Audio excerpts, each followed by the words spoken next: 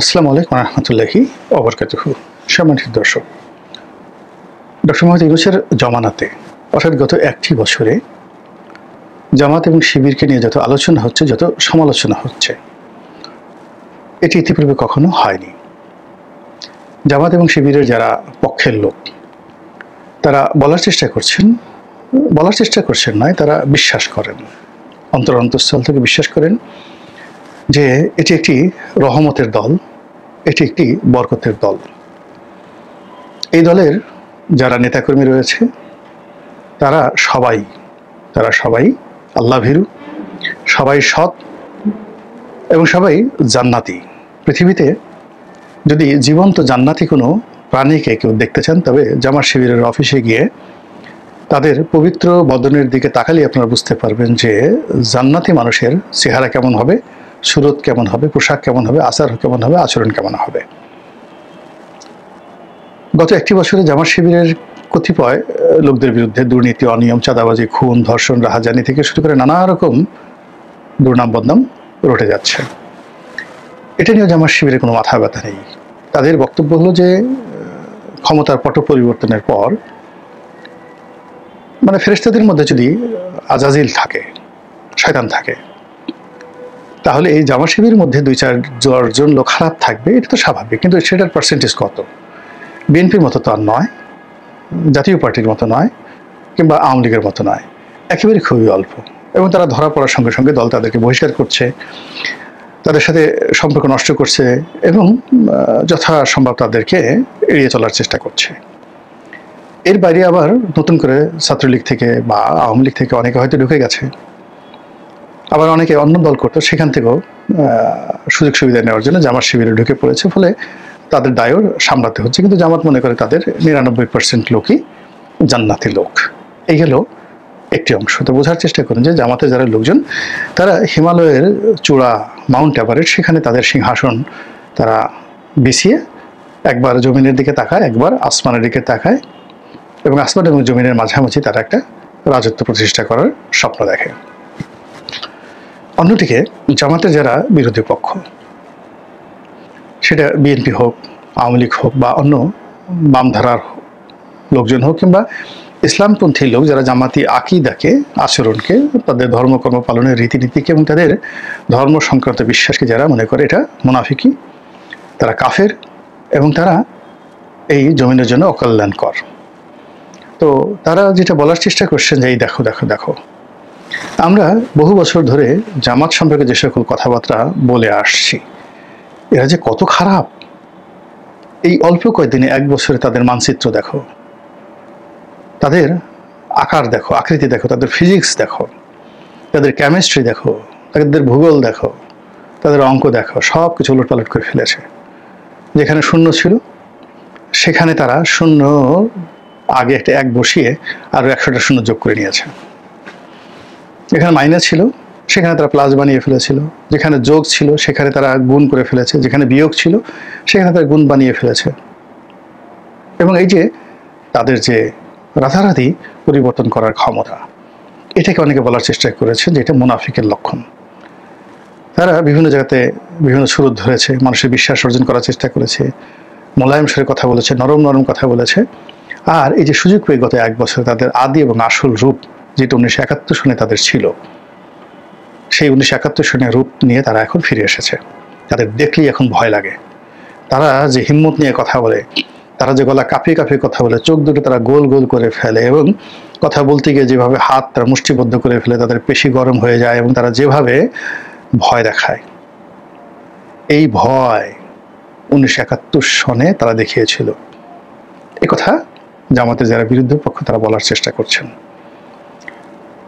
ফলে কি হলো, জামাত নিয়ে প্রতিদিনই নিত্য নতুন ঘটনা ঘটে যাচ্ছে। যখন ডক্টর মোহাম্মদ ইউনূস সরকার ক্ষমতা গ্রহণ করলেন, তার আগে পরে অর্থাৎ আগস্ট মাসের 2024 সনের 5 তারিখ থেকে একেবারে 15 তারিখ পর্যন্ত সারা বাংলাদেশে ইয়া জামাতি, ওয়া জামাতি, ইয়া শিবিরি, ওয়া শিবিরি, তারপর ইয়া আমিরু, ওয়া আমিরু, ইয়া শফিকু, ওয়া শফিকু, এরকম চারিদিক থেকে একটা, যাকে বলা হয় জামাত জামাত জামাত রব উঠছিল। ডক্টর মোহাম্মদ ইউনূস দুনিয়া একদিকে, জামাতের আমির একদিকে, জামাতের দিকে তাকালেই তার কাছে মনে হয় আকাশে পূর্ণিমার চাঁদ উঠেছে। তারপর ক্যান্টনমেন্ট, অর্থাৎ ঢাকা ক্যান্টনমেন্ট, সেখানে যারা কর্তা ব্যক্তি, তারা জামাতের তৃতীয় সারির টায়ার, যেটাকে টায়ার বলা হয়, সেই নেতাদের সাথে তারা যোগাযোগ করতেন। দ্বিতীয় সারির নেতা বা প্রথম সারির যারা নেতা, তাদের সঙ্গে যোগাযোগ করার সাহস ক্যান্টনমেন্টের যাদেরকে কমিউনিকেশন দায়িত্ব দেওয়া হয়, কর্নেল বা ব্রিগেডিয়ার পর্যায়ের যারা লোকজন, তাদের ছিল না। তো জামাতের ইমেজটা তারা কোথায় নিয়ে গিয়েছিল। এবং জামাতের আমির পুরো আগস্ট মাসে 2024 সনে তিনি আসলে আমিরুল মোমিন হিসেবে ছিলেন, এবং এখন তার সেই যে কুয়াত, শক্তি, তারপরে তার যে বিস্তৃতি, তার যে অভিব্যক্তি, এটা অতীতে যে কোনো সময় সে বেড়ে গেছে। ফলে এখন কি হচ্ছে, ডক্টর মোহাম্মদ ইউনূস বঙ্গভবন এবং ক্যান্টনমেন্ট অর্থাৎ সেনাপ্রধান ওয়াকারুজ্জামান একসাথে ডক্টর মোহাম্মদ শফিকের গুণকীর্তন করছেন, তার জন্য দোয়া করছেন, তাকে কাছে পেতে চাচ্ছেন অথবা তার কাছাকাছি হতে চাচ্ছেন। তো এই যে জামাতের যে হঠাৎ করে যে উত্থান, এটি জামাত প্রতিষ্ঠিত হওয়ার পর কখনই হয়নি। এই যে তার যে অবিস্মরণীয় বিজয় এবং সম্ভাবনা, এই জন্য জামাতের নেতাকর্মীরা মনে করে এখন যারা জামাতের নেতৃত্বে আছেন এরা একেবারে সাক্ষাৎ অলি, টাটকা অলি, জীবন্ত অলি। অনেক সময় আমরা মরে গেলে টের পাই যে লোকটা অলি আল্লাহ ছিলেন, বা একেবারে বুড়ো হয়ে গেলে মনে করি যে না, এই লোকটা সম্ভবত আল্লাহর অলি আছেন। কিন্তু জীবন্ত জীবন্ত হাঁটাচলা করেন, শক্তিমত্তা আছে, বুদ্ধিমত্তা আছে, বুক ডাউন দিতে পারেন, এরকম লোকজন যদি কাউ মনে হয় যে এই লোকটি আল্লাহর অলি, তখন ধরে নিতে হবে এটা টাটকা অলি, তরতাজা অলি। এখন জামাতের যারা নেতৃবৃন্দ তারাই বিভিন্ন ওয়াজে বলার চেষ্টা করছেন জামাতের আমির ডক্টর শফিক একজন টাটকা অলি আল্লাহ। তো এই ধরনের কথাবার্তা শুনতে যারা অভ্যস্ত নয়, বাম ঘরানার যারা লোকজন রয়েছেন, তারপরে জামাত বিরোধী যে সকল লোকজন রয়েছেন, আওয়ামী লীগের পক্ষে রয়েছেন, এবং এই মুহূর্তে রাজনৈতিকভাবে যেহেতু বিএনপির সঙ্গে জামাতের সম্পর্ক খারাপ, কাজেই জামাতকে টেনে হিসড়ে ঘৃণিত, নিন্দিত পর্যায়ে নামানোর জন্য কতগুলো ন্যারেটিভ তারা রাস্তায় ছেড়ে দিয়েছে, বাজারে ছেড়ে দিয়েছে।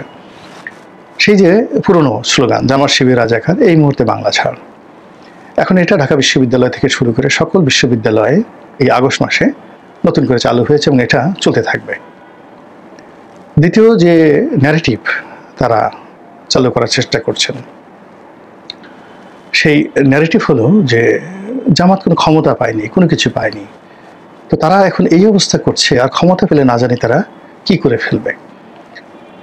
এই গত কয়েক মাসে বাংলাদেশে যে সকল মাজারে আক্রমণ চালানো হয়েছে, যে সকল জায়গাতে নামাজ নিয়ে বাড়াবাড়ি করা হয়েছে, যে সকল জায়গাতে বিভিন্ন কবরস্থান ভেঙে ফেলা হয়েছে, এবং নারীদেরকে শালীনতার মধ্যে রাখা, শরিয়া আইন বাস্তবায়ন করা, কোরআনের আইন বাস্তবায়ন করা, এই সকল বিষয়গুলো নিয়ে যে সকল ন্যারেটিভ ইতিপূর্বে আওয়ামী লীগ করত, এবং সেই সকল ন্যারেটিভ আবার নতুন করে জামাত বিরোধীরা শুরু করেছে যে এরা যদি ক্ষমতায় আসে তাহলে তো নারীদেরকে কাজ করতে দেবে না আফগানিস্তানের মতো, তাদেরকে সারাক্ষণ বোরকা পরে চলতে হবে, এরপর কথায় কথায় শরীয়তের বিচার হবে, তারপরে হাত কেটে দেওয়া হবে চুরির জন্য, কেউ যদি ধর্ষণ করে, ধর্ষণের চেষ্টা করে, তার লিঙ্গ কেটে দেওয়া হবে। এবং সেদিন তো এটা আমি আমার ইউটিউব চ্যানেলে বললাম, সেদিন একজন সিনিয়র সাংবাদিক মিস্টার আজিজ, তো মিস্টার আজিজ এই মধ্যে খুব জনপ্রিয় টেলিভিশন টক শোতে, তিনি আমার সঙ্গে একটি টক শোতে ছিলেন, তিনি তো আগের চোটে বলে ফেললেন যে জামাত যদি ক্ষমতা আসে তাহলে বেশিরভাগ মানুষের নুনু কেটে দেবে।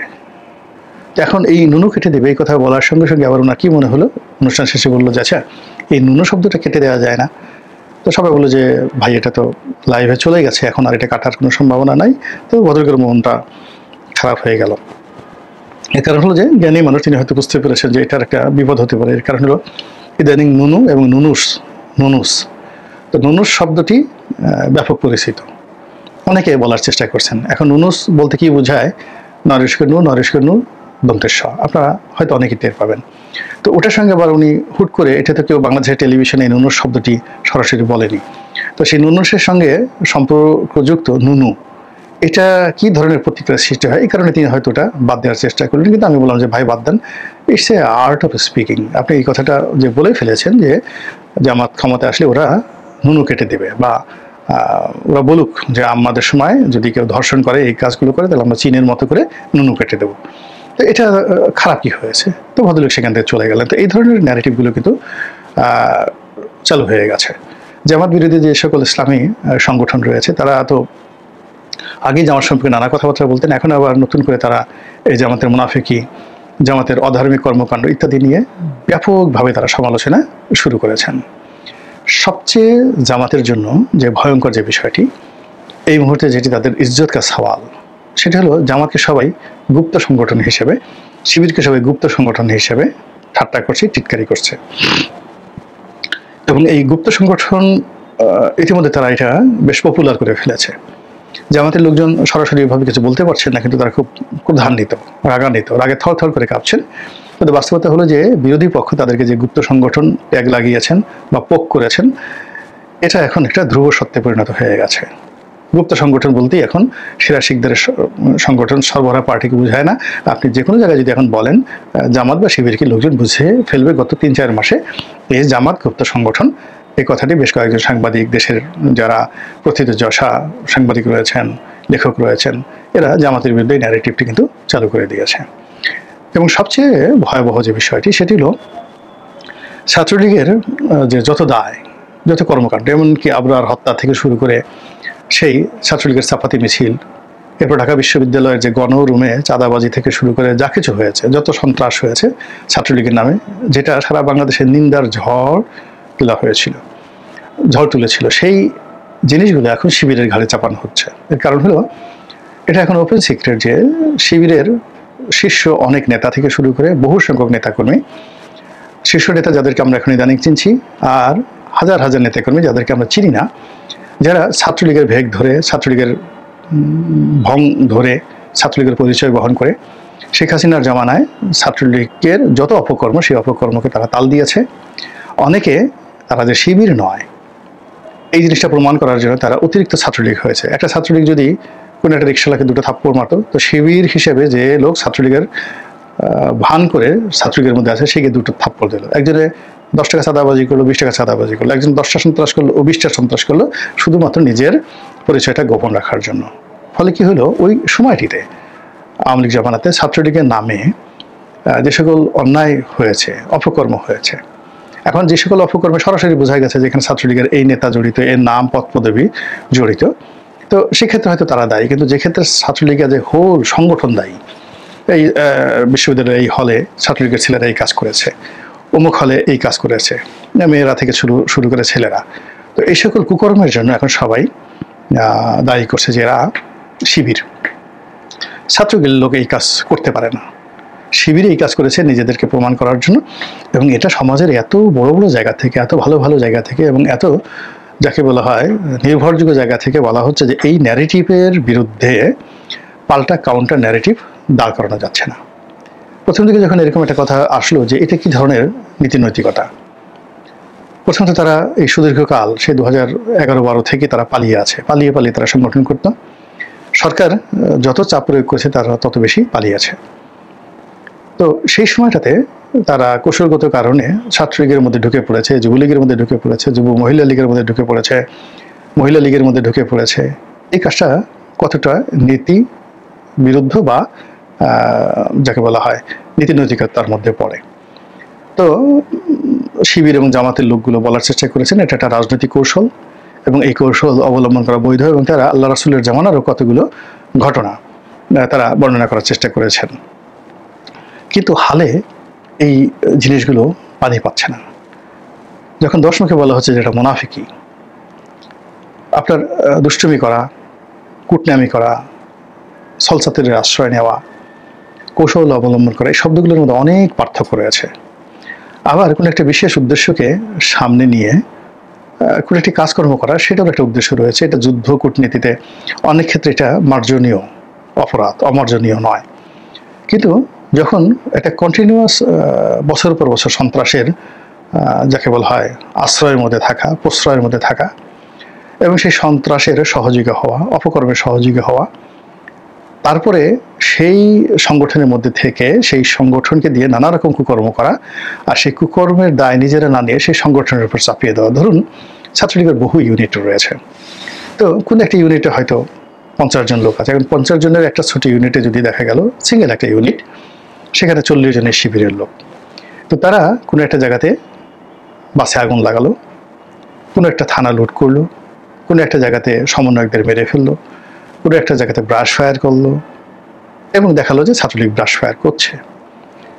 এই কাজগুলো করেছে, কিন্তু নাম পড়লো কার? ছাত্রলীগের। আর ওখানে যে ইউনিটটা এই ঘটনাটা ঘটিয়েছে, যেহেতু তারা লেম্যান, তাদের পরিচিত মুখ তারা নয়, সন্ত্রাস করার মুখ তাদের নয়, তারা এই কাজগুলো এমনভাবে করেছে যে সেই কাজগুলো আসলে ছাত্রলীগের ঘাড়ের উপর আসছে। তো এখন এই বিষয়গুলো যখন উন্মুক্ত হয়ে গেছে যে ছাত্রলীগের অনেক ইউনিটের সঙ্গে, কমিটির সঙ্গে, অনেক হল কমিটির সঙ্গে, বিশ্ববিদ্যালয় কমিটির সঙ্গে, কলেজ কমিটির সঙ্গে সরাসরি শিবিরের একটা বিরাট অংশগ্রহণ ছিল। এবং এটা সত্য যে ওখানে বসে শিবির কোরআন তেলাওয়াত করেনি, নামাজ কালাম পড়েনি। অনেক শিবিরে যারা নেতা করবে তার দাড়ি ঠাড়ি ফেলে দিয়ে ছাত্রলীগের ছেলেরা যেভাবে জিন্স পরতো তারা ওইভাবে জিন্স পরতো, তারা যেভাবে মানে মাসেল ফুলাতো তারা ওইভাবে মাসেল ফুলাতো, নানা রকম কর্মকাণ্ড তারা করেছে। এখন সেই কর্মকাণ্ডের দায় কেন ছাত্রলীগের উপর আসবে আর কেন শিবিরের উপর আসবে না? অথবা শিবির যদি এখানে হয়তো কোনো কোনো ক্ষেত্রে ছাত্রলীগকে প্রলুব্ধ করেছে, ছাত্রলীগকে কালারেট করার জন্য তারা অনেক বুদ্ধি দিয়েছে, পরামর্শ দিয়েছে, লজিস্টিক সাপোর্ট দিয়েছে, কোনো কোনো ক্ষেত্রে হয়তো অর্থ বিনিয়োগ করেছে, এখন এই দায়িত্বটা কাদের, কারা নেবে? এই প্রশ্নগুলো যখন আসছে এবং এই সময়টাতে টু দি পয়েন্টে, তখন কিন্তু জামাত বা শিবিরে যারা লোকজন রয়েছে তারা আগের মতো বলতে পারছেন না এটা একটা ইসলামিক ঐতিহ্য, এটা একটা কৌশল এবং এটা রাজনীতিতে বৈধ, এটা কোরআন হাদিস অনুযায়ী বৈধ। ফলে কি হলো? আবার সেই পুরনো ট্যাগ। এই দলের মধ্যে মুনাফিকি আছে, এই দলের মধ্যে রাজাকার আছে, এই দলের মধ্যে পাকিস্তান প্রীতি আছে। এই জিনিসগুলো যখন আবার নতুন করে জামাত শিবিরের উপর আসছে, তখন ওই যে জামাতের যে সুখময় সময়, প্রথম ৩-৪ মাস ক্ষমতা আসার পর দল হিসেবে, এবং পরবর্তীতে জামাতের আমিরের এই মুহূর্তে যে সারা বাংলাদেশে তার যে ইমেজ গড়ে উঠেছে এবং তাকে কেন্দ্র করে বাংলাদেশের রাজনীতি যেভাবে আবর্তিত হচ্ছে এবং তাকে যেভাবে একজন গ্র্যান্ড ইমাম মনে হচ্ছে, এই মুহূর্তে তাকে দাঁড়া করিয়ে দেওয়া হলে মনে হচ্ছে যে তিনি তারেক রহমান সাহেবের নেতা, তিনি সমস্ত বাংলাদেশের নেতা, একমাত্র তিনি এই বাংলাদেশের প্রধানমন্ত্রী হতে পারেন, তিনি বাংলাদেশের রাষ্ট্রপতি হতে পারেন, এবং তার সমপর্যায়ের অনেকগুলো রাজনৈতিক দলের পোর্ট্রেট এখন আঁকা যাচ্ছে না। এবং এই অবস্থায় ডক্টর শফিককে পৌঁছানো হয়েছে বা তিনি পৌঁছে গেছেন রাষ্ট্রযন্ত্রের মাধ্যমে, কৌশলের মাধ্যমে, বুদ্ধি প্রজ্ঞার মাধ্যমে। কিন্তু বাস্তবতা হলো তিনি এখন যে জায়গাতে আছেন সেই জায়গাতে এসে এই যে নতুন মুনাফিকের যে টার্মগুলো, ট্যাগগুলো, নতুন যে বদনামিগুলো, এগুলো যদি জামাত শিবির কাটিয়ে উঠতে না পারে, তাহলে তাদের দল হিসেবে যে ব্যাকফুটেজ ইতিমধ্যে শুরু হয়েছে, আর এখন তাদের সম্পত্তি বলতে শুধুমাত্র তাদের আমির রয়েছে, সেই আমিরের অবস্থা বেশি দিন ভালো থাকবে বলে আমার কাছে মনে হচ্ছে না।